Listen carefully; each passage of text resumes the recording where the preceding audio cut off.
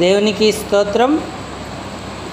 ఈ రాత్రి మన ప్రార్థనా ప్రోత్సాహానికి దేవుని యొక్క వాక్యం పేతురు రాసిన మొదటి పత్రిక 5వ అధ్యాయము 7వ వచనాన్ని అందరం కలిసి చదువుకుందాం.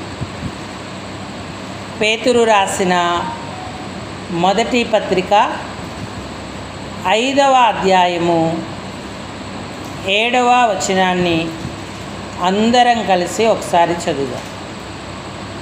ఆయన మిమ్మును గూర్చి చింతించుచున్నాడు గనుక మీ చింత యావత్తు ఆయన మీద వేయుడి. మరొకసారి, ఆయన మిమ్మును గూర్చి చింతించుచున్నాడు గనుక మీ చింత యావత్తు ఆయన మీద వేయుడి. చాలండి. చదువుకున్న లేఖన భాగం చేరిరాగలిగిన మన హృదయాలకు ఈ రాత్రి ప్రార్థనా ప్రోత్సాహం నిమిత్తమై హెచ్చరికగా, పురికొల్పుగా, ఆశీర్వాదకరంగా, దీవెనకరంగా ప్రేమగల దేవుడు చేయునుగాక. ఆమేన్. ప్రభు ప్రజలారా, ప్రభునందున్నటువంటి ప్రియమైన వారులారా, మనం దేవుని యొక్క వాక్యాన్ని కొంత ధ్యానపూర్వకంగా ఆలోచన చేద్దాం. అపోస్తలుడైన పేతురు మన ప్రభువైన యేసుక్రీస్తు వారి ప్రియ శిష్యులలో ఒకరు. అందరికంటే ఎక్కువగా ఆయనకు సమీపముగా ఉన్నటువంటి వాడు. ఆయన సార్వత్రిక దేవుని ప్రజలందరినీ ఉద్దేశించి ఈ మొదటి పత్రికను రాశాడు. ఇందులో అనేక విషయాలను చెబుతూ వచ్చాడు. ఇక అంత్యము సమీపమవుతుంది కనుక మీరు స్వస్థ బుద్ధి గలవారై ప్రార్థనలు చేయుటకు మెలకువగా ఉండుడి అన్నాడు. ఇంకా మిక్కుటమైన ప్రేమ కలిగి ఉండుడి అని కూడా ఆయన తెలియజేస్తూ వచ్చాడు. ఇక అంత్య దినాలలో నా గుడారం కూడా నేను విడిచిపెడతాను కాబట్టి ఈ సంగతులను మీకు జ్ఞాపకం చేసి మిమ్మల్ని ప్రోత్సహించాలని ఆశపడుతున్నానని 2వ పత్రికలో కూడా ఆయన తెలియజేస్తూ వచ్చాడు. మనం చదువుకున్నటువంటి లేఖనం ఆయన మిమ్మును గూర్చి చింతించుచున్నాడు గనుక మీ చింత యావత్తు ఆయన మీద వేయుడి అన్నాడు. ఈనాడు దేవుని పిల్లలందరికీ ఉన్నటువంటి సమస్య, లేదా మానవాళికి ఉన్నటువంటి సమస్య ఏంటంటే అందరి హృదయాలు కూడా చింతతో నింపబడతా ఉన్నాయి. ధనికులైనా చింతిస్తున్నారు, దరిద్రులైనా చింతిస్తున్నారు, ఆరోగ్యవంతులు చింతిస్తున్నారు, అనారోగ్యవంతులు చింతిస్తున్నారు. చింత మన ప్రార్థనా జీవితాన్ని హరించి వేసి మనల్ని నిష్ప్రయోజకులుగా చేస్తుంది. మనమేమీ చేయలేని వారిగా అయిపోతూ ఉంటాం. అందుకే సార్వత్రికంలో ఉన్న వారందరూ ఈ చింతకు బాధితులై నష్టపడకూడదని పేతురు ఒక ముఖ్యమైన సంగతిని తెలియజేశాడు. మీరెందుకు ఇంత చింతిస్తున్నారు? అసలు ఆయనే మిమ్మును గుర్చి చింతిస్తున్నాడు కాబట్టి మీ చింత యావత్తు ఆయన మీద వేయుడి అంటున్నాడు. ఇక మీరే భారం మోయక్కర్లేదు, చింతతో కుమిలిపోవద్దు, కృంగిపోవద్దు, నిరాశకు అసలు తావే ఇవ్వద్దు అని చెప్పి వారిని బలపరుస్తూ ఉన్నాడు. సహజంగా మానవులందరికీ లేదంటే సంఘానికి కొన్ని చింతలు ఉంటాయి. 3 రకాలైనటువంటి చింతలను గురించి ప్రభువు చెప్పాడు. మానవుడు ఏంటంటే ఈ భూలోక సంబంధమైన వాటి గురించి ఎక్కువ చింత కలిగి ఉంటాడు. ఏ విషయమైనా సరే చింతించడము వలన మనకేమీ ప్రయోజనము ఉండదు. ఇది మొదట మనం నేర్చుకోవలసినటువంటి సత్యం. మత్తయి రాసిన శుభవార్త 6వ అధ్యాయము 25వ వచనం సహాయం చేయండి. మత్తయి 6:25. అందువలన నేను మీతో చెప్పునదేమనగా, ఏమి తిందుమో ఏమి త్రాగుదుమో మీ ప్రాణమును గూర్చి చింతపడకుడి అంటున్నాడు. మానవుడు మొట్టమొదట చింతించే విషయం ఏంటంటే ఆహారము కొరకు చింతిస్తాడు. ఏం తినాలి, ఏమి త్రాగాలి అని చింతిస్తాడు. ఆహారం సంపాదించుకోవడానికి ఎన్నో ప్రయత్నాలు చేస్తూ ఉంటాడు. ప్రాణము నిలపడానికి ఆహారం అవసరం. అయితే ఆహారము లేకపోతే ఎలాగా అనే చింత మానవుణ్ణి అరిస్తూ ఉంటుంది. అందుకే కోటి విద్యలు కూటి కొరకే అని, ఎలా ఆహారాన్ని సంపాదించాలో అని చెప్పి వారు చాలా కష్టపడుతూ కష్టార్జితమైన ఆహారాన్ని తింటూ ఉంటారు. ఆహారం మానవునికి అవసరమే కానీ మీరు దాని గురించి అంతగా చింతించొద్దు అని దేవుడు చెప్తా ఉన్నాడు.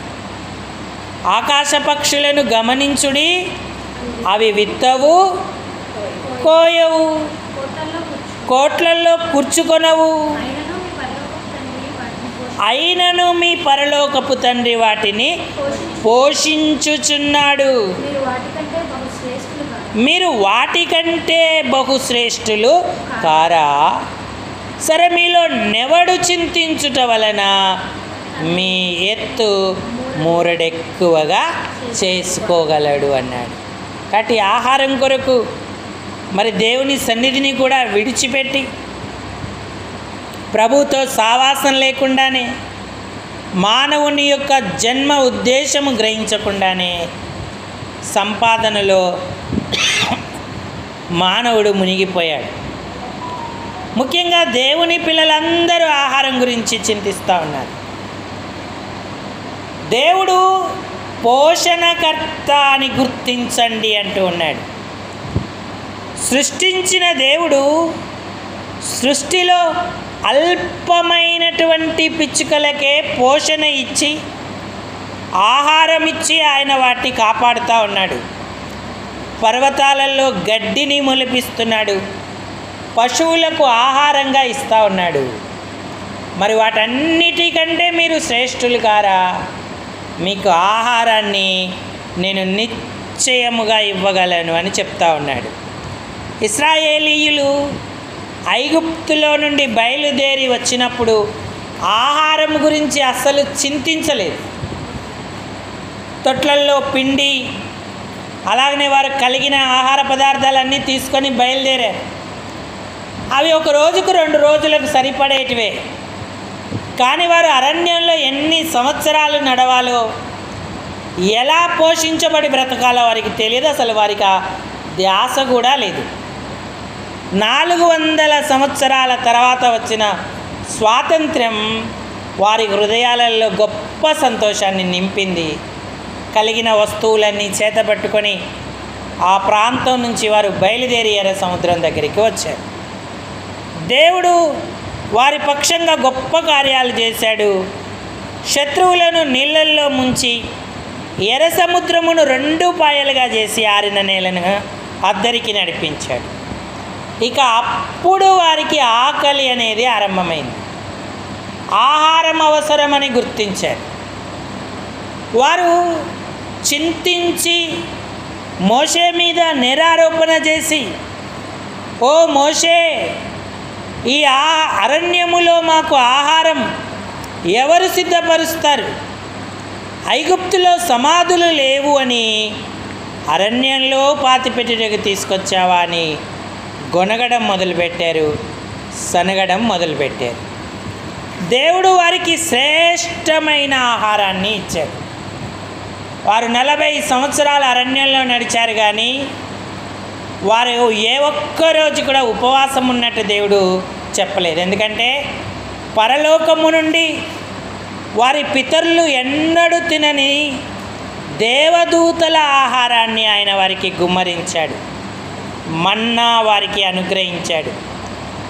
బండలో నుండి నీళ్లను ప్రవహింపజేశాడు. వారు విత్తనాలు వేయలేదు, పొలాన్ని దున్నలేదు, కష్టపడలేదు, వడకలేదు. ఆ ధాన్యపు గింజలను వారు కొట్లలో దాచుకోలేదు, కానీ 40 సంవత్సరాలు వారిని పోషించాడు. అంతేకాదు, వారికి మాంసము అడిగితే పూరేళ్లను రప్పించాడు, ఆహారం ఇచ్చి వారిని పోషించాడు. ఆహార విషయంలో దేవుడు ఏ రోజు తన పిల్లలకి లోటు చేయలేదు. ఈనాడు మనం చింతిస్తున్నామా? నా పోషణ ఎట్లా, నా ఆహారం ఎట్లా అని ఆలోచన చేస్తున్నామా మన ప్రాణం గురించి? దాని గురించి మీరు చింతపడకూడి అంటున్నాడు. మీ చింత యావత్తు దేవుని మీద లేదా ఆయన మీద వేయుడి అని చెప్తా ఉన్నాడు.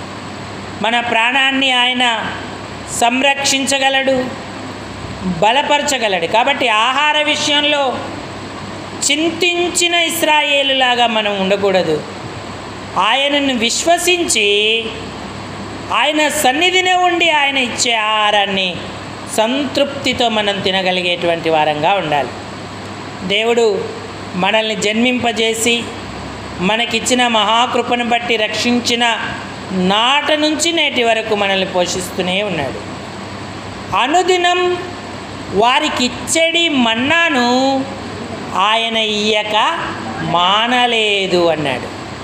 వారు ఒకవేళ ఎదురు తిరిగినా, తిరుగుబాటు చేసినా వారిని మాత్రం ఆహార విషయంలో దేవుడు తక్కువ కాకుండా పోషిస్తూ వచ్చాడు. కాబట్టి ఇలాంటి నమ్మదగిన దేవుణ్ణి కలిగి ఉండి మనం ఆహార విషయమై ఎందుకు చింతించాలి? ఇది మొదటి విషయం. రెండవది, వారు చింతించిన విషయం ఏంటంటే వారు వస్త్రములను గురించి చింతిస్తూ వచ్చారు. అదే మత్తయి శుభవార్త 25వ వచనం కంటిన్యూ చేయండి. 6వ అధ్యాయము. ఏమి ధరించుకొందుము అని మీ దేహములను గూర్చి చింతపడకుడి అన్నాడు. ఆహారము కంటే ప్రాణం, వస్త్రము కంటే దేహము గొప్పవి కావా అన్నాడు. అంటే దేవుడు సమస్తమును ఎరిగినవాడై ఉన్నాడు.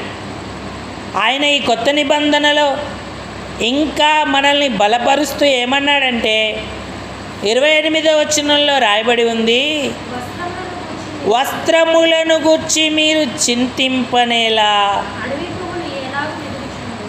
అడవి పువ్వులు ఎలాగూ ఎదుగుచున్నవో ఆలోచించుడి.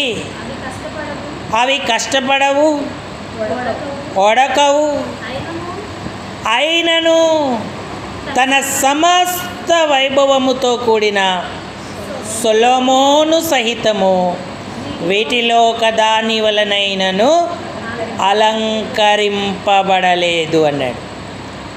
నేడుండి రేపు పొయ్యిలో వేయబడు అడవి గడ్డినే దేవుడు ఇలాగూ అలంకరించిన ఎడలా అల్ప విశ్వాసులారా, మీకు మరీ నిశ్చయముగా వస్త్రములు ధరింపజేయును కదా అంటున్నాడు. కానీ దేవుని పిల్లలకు మంచి వస్త్రాలు కావాలనేటువంటి చింత, బట్టల గురించిన చింత కలిగి ఉంటారు. కానీ దేవుడు అంటున్నాడు, అడవి పువ్వులనే అలంకరిస్తున్నాను నేను, నీకు కావలసినవి నేను ఇవ్వనా అంటూ ఉన్నాడు. సొలొమోను సైతం అన్నాడు, తన సమస్త వైభవముతో కూడా ఆయన అలాగూ అలంకరింపబడలేదు అని చెప్తున్నాడు. రాజుల కంటే, లోకంలో గొప్పవారి కంటే కూడా శ్రేష్టముగా మనల్ని ఆయన అలంకరించడానికి సిద్ధముగా ఉన్నాడు. అంటే మానవులు ఈ ఆహారం గురించి, వస్త్రం గురించి, అంటే భూ సంబంధమైన వాటి గురించి చింతించి అసలు దేని గురించి చింతించాలో దాని గురించి చింతించడం మానివేస్తూ ఉన్నారు, కృంగిపోతున్నారు. చింతతో ఉన్నవారికి దైవవాక్యం అంతరంగంలో నాటబడదు, లోతుగా వెళ్ళదు. ఇక ఆ చింత వారి హృదయాలను తొలిచివేస్తూ ఉంటుంది. వాటిని ఎలా తెచ్చుకోవాలని ఆలోచన చేస్తూ ఉంటారు. ఆహారం, వస్త్రమే కాదు, మానవులకు ఉన్నటువంటి చింత మరొక చింత ఏంటంటే రేపటిని గురించి చింతిస్తూ ఉంటారు. 34వ వచనం చదవండి. రేపటిని గూర్చి చింతపడకుడి, రేపటి దినం దాని సంగతులను గుర్చి చింతించును, ఏ నాటికీడు ఆనాటికే చాలును అన్నాడు. భవిష్యత్ ఎలా ఉండబోతుందోనన్న చింత, ఆహారము గురించిన చింత, వస్త్రము గురించిన చింత, భవిష్యత్తును గురించిన చింత ప్రస్తుతం ఉన్నటువంటి కాలాన్ని అనుభవింపనీయవు, దేవునితో సహవాసంలో బలపడనివ్వనటువంటివిగా ఉంటాయి.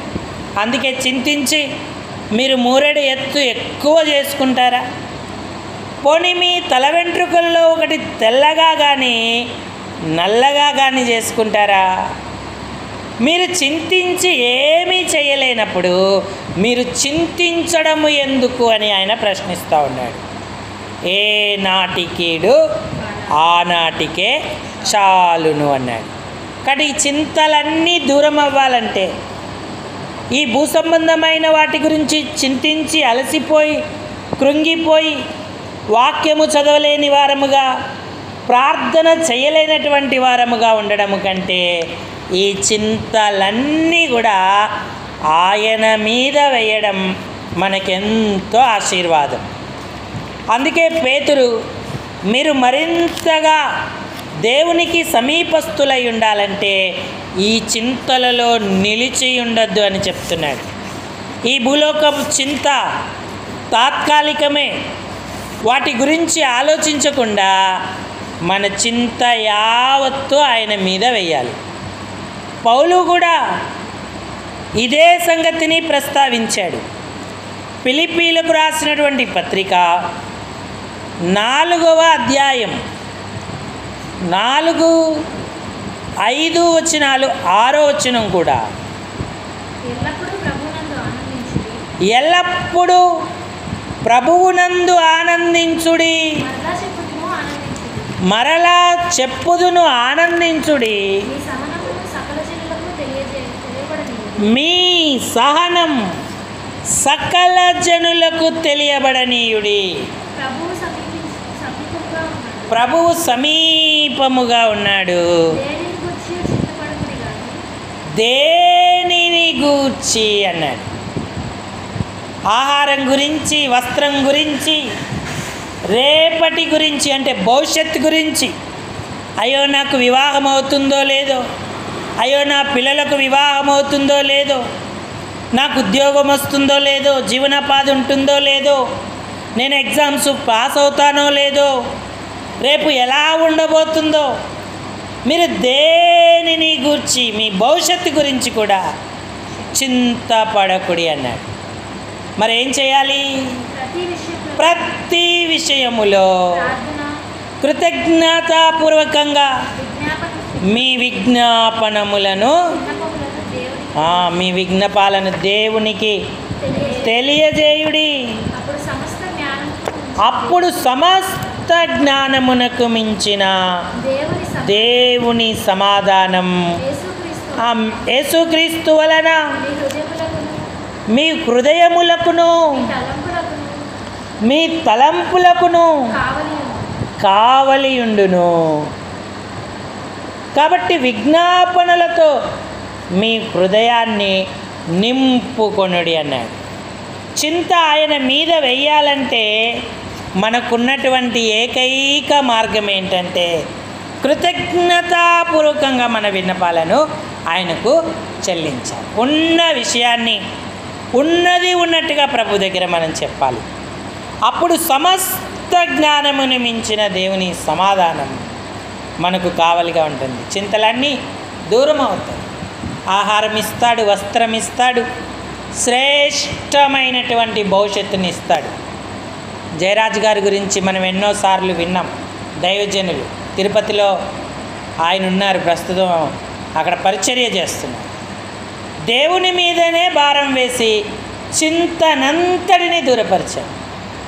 ఆయన ఎస్వి యూనివర్సిటీకే ఫస్ట్ వచ్చాడన్న సంగతి ఒక్కరు చెప్తే కానీ ఆయన తెలుసుకోలేకపోయాడు. అంటే అసలు ఆలోచించలే ఎగ్జామ్స్ గురించి కానీ, భవిష్యత్తు గురించి కానీ, దేని గురించి కానీ.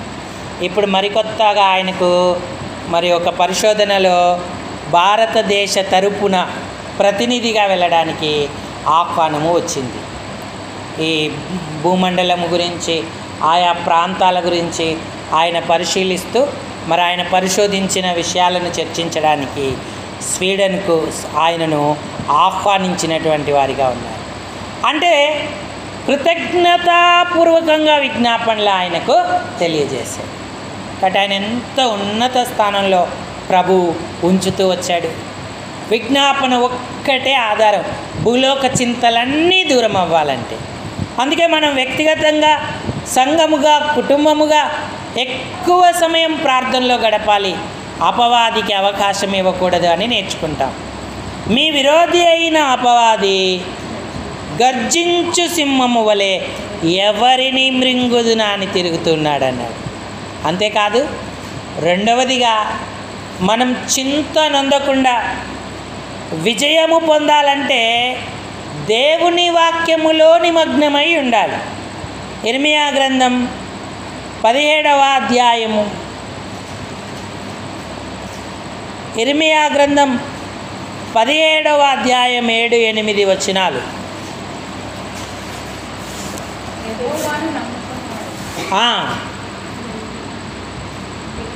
యెహోవాను నమ్ముకొనువాడు ధన్యుడు, యెహోవా వానికి ఆశ్రయముగా ఉండును.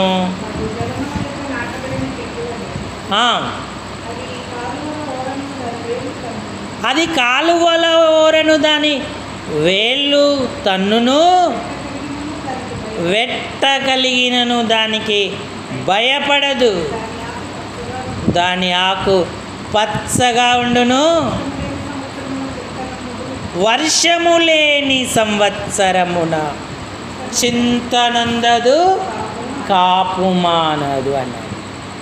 యెహోవాను నమ్ముకోవడం అంటే దుష్టుల ఆలోచన చొప్పున నడవక, పాపుల మార్గాన నిలవక, అపాసకులు కూర్చుండు చోటన కూర్చోక. 1వ కీర్తనలో అన్నాడు, యెహోవా ధర్మశాస్త్రమునందు ఆనందించుచు దివారాత్రులు దాన్ని ధ్యానించువాడు ధన్యుడు అన్నాడు.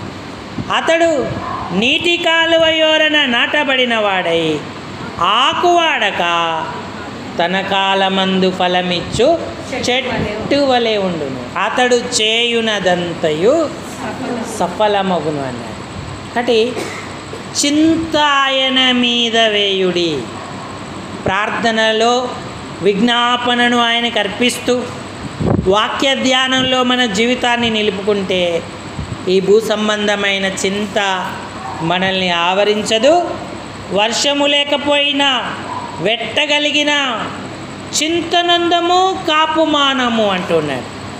ఎలాంటి పరిస్థితుల్లోనైనా సరే మనం ప్రభువును సేవించేటువంటి వారులుగా, ధన్యులుగా ఉంటాం.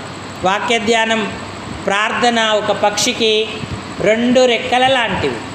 ఉన్నత స్థలానికి ఎగరడానికి అవి ఎలాగా పనిచేస్తాయో మనకు కూడా ఈ 2 రెక్కలు ఆధ్యాత్మికంగాను భౌతికంగాను ఉన్నత స్థలానికి వెళ్ళడానికి సహాయకరములై ఉంటాయి. అందుకే ప్రార్థించడం మానొద్దు, వాక్యము చదివి ధ్యానించడం మానొద్దు. భూ సంబంధమైన చింతలన్నీ కూడా దూరం అవుతాయి.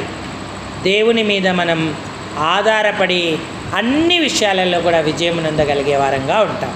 అలాంటి అనుభవాన్ని మనం పొందుతూ ఉన్నామా? నిజానికి ఈ దినాలలో మనం కొన్ని చింతలు కలిగి ఉండాలి, కానీ ఆహారం గురించి, వస్త్రం గురించి లేదా రేపటి గురించి కాదు. మనం దేని గురించి చింత కలిగి ఉండాలి? ఒక 2 చింతలు చూద్దాం. ఫిలిప్పీలకు రాసినటువంటి పత్రిక 2వ అధ్యాయము 20వ వచనం. ఫిలిప్పీ పత్రిక మీ క్షేమ విషయమై నిజముగా చింతించువాడు అతని వంటి వాడెవడునో నా యొద్ద లేడు అన్నాడు. తిమోతి గురించి పౌలు మాట చెప్పాడు. నిజంగా మీరు క్షేమముగా ఉండాలని చింతించే ఒక అతను ఉన్నాడు, అతని లాంటి వాడెవ్వరు నా దగ్గర లేరు అన్నాడు. ఈ ఆత్మ సంబంధమైన చింత మనం కలిగి ఉంటున్నామా? సంఘం లేదంటే పరిశుద్ధుల గురించిన చింత, వారు క్షేమముగా ఉండాలనే చింత మనలో ఉంటుందా? అన్నదమ్ములు, అక్క చెల్లెళ్ళు, బంధుమిత్రులు, స్నేహితులు, ప్రియులైన వారు క్షేమముగా ఉండాలని మనం చింతిస్తే తిమోతిలాగా పరిశుద్ధాత్మ ద్వారా ప్రశంసించబడతాం. వారి క్షేమము గురించి చింతిస్తాము కాబట్టి వారి కొరకు ప్రార్థన చేస్తాం, అలాగే వారిని దర్శిస్తాం, వారి కార్యాలను కూడా మనం చూస్తూ వారికి సహాయకులుగా ఉంటాం. కాబట్టి తిమోతి వారి విషయమై ఎంతో చింత కలిగి ఉన్నాడు.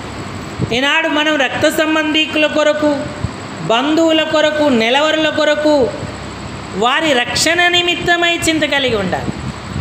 వారు భూలోకములో క్షేమంగా ఉండాలని, అంతకంటే ముఖ్యంగా వారికి పాపక్షమాపణ రక్షణ కలిగి ఉండాలని, మరి వారి క్షేమము నిమిత్తమై చింతించే వారంగా ఉండాలి. చూడండి, ధనవంతుడు చనిపోయి కూడా అన్నదమ్ముల క్షేమాన్ని యోచిస్తూ ఉన్నాడు. పాతాళంలో అబ్రాహాముకు మొరపెట్టుకుంటున్నాడు. ఏమని అడిగాడు? అబ్రాహామా, వారు నాకు 5 అన్నదమ్ములు ఉన్నారు, సహోదరులు ఉన్నారు, వారు ఈ వేదనకరమైన స్థలంలోకి రాకుండా దయచేసి లాజరును పంపు అంటున్నాడు. నేను కష్టపడ్డట్టుగా, నేను బాధపడినట్టుగా నా అన్నదమ్ములు బాధపడకూడదు అని వారి క్షేమము గురించి అక్కడ ఆలోచిస్తూ ఉన్నాడు. అక్కడ ఇక ఏ తెలివి, ఏ ఉపాయం పనిచేయదు కాబట్టి ధనవంతుడు అక్కడ ఎంత చింతించినా ప్రయోజనం ఉండదు. ఆ చింతేదో భూలోకంలో తన రక్షణ కొరకు, తన అన్నదమ్ముల రక్షణ కొరకు అతడు చింతించుంటే ఎంతో ధన్యుడయ్యేవాడు, పాపక్షమాపణ పొందుకొని ఉండేవాడు. కాబట్టి ప్రియులారా, ఈనాడు మన అలాంటి చింత అనుభవాన్ని కలిగి ఉంటున్నామా, లేక భూలోకపు చింత విషయమై మరి చింతిస్తూ ఉన్నామా? మనం కలిగి ఉండవలసిన మరొక చింత ఏంటంటే, చూడండి, కొరింథీయులకు రాసినటువంటి పత్రిక 2వ పత్రికకు రండి.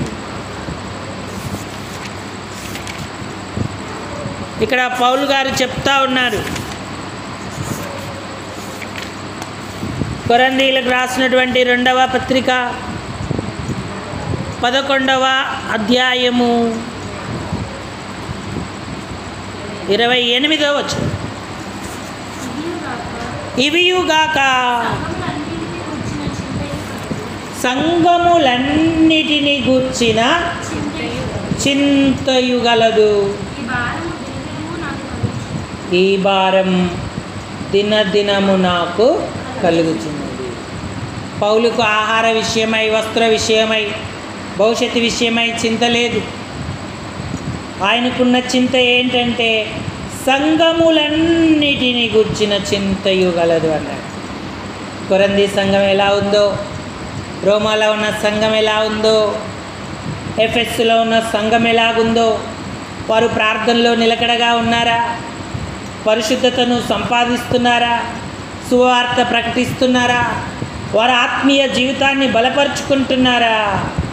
ఇదే చింత పౌలును తొలస్తూ ఉంది. సంఘములన్నిటిని గురించిన చింత నాకు కలదు అన్నాడు. ఈనాడు స్థానిక సంఘము గురించి మనం చింత కలిగి ఉంటున్నామా? ఈ భారం దినదినము నాకు కలుగుతున్నది అన్నాడు.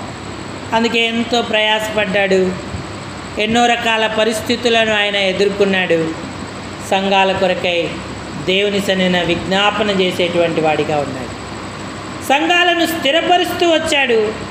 అవసరమైన సత్యబోధలను బోధిస్తూ అపవాది యొక్క దుర్బోధలను ఖండిస్తూ నిజముగా సంఘం కొరకు కన్నీరు కార్చిన వ్యక్తిలాగా ఉన్నాడు. ఈ అంత్య దినాలలో దినదినము సంఘాల గురించిన చింత కరువైపోతూ ఉంది.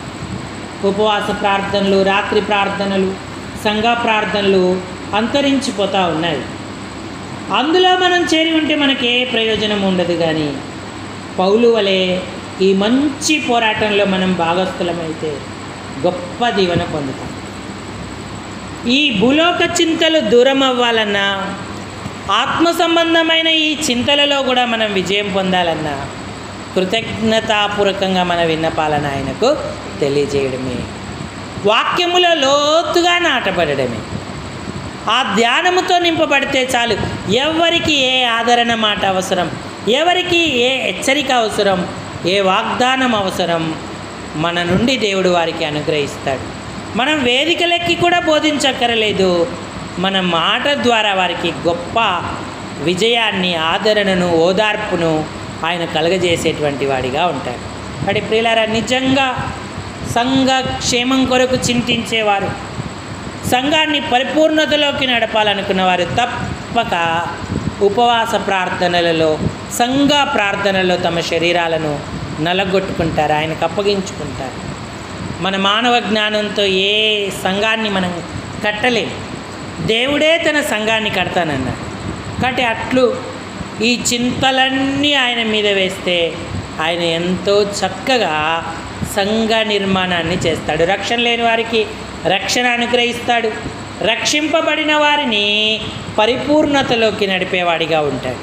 ప్రతి మనుషుణ్ణి లేదా ప్రతి పరిశుద్ధుణ్ణి పరిపూర్ణునిగా చేసి ఆయన ఎదుట నిలువబెట్టవలననే నా కోరిక అన్నాడు పౌలు గారు. అంటే అలాంటి ఆశతో మనం ముందుకు వెళ్ళగలిగితే ఎంత ధన్యులం అవుతాం.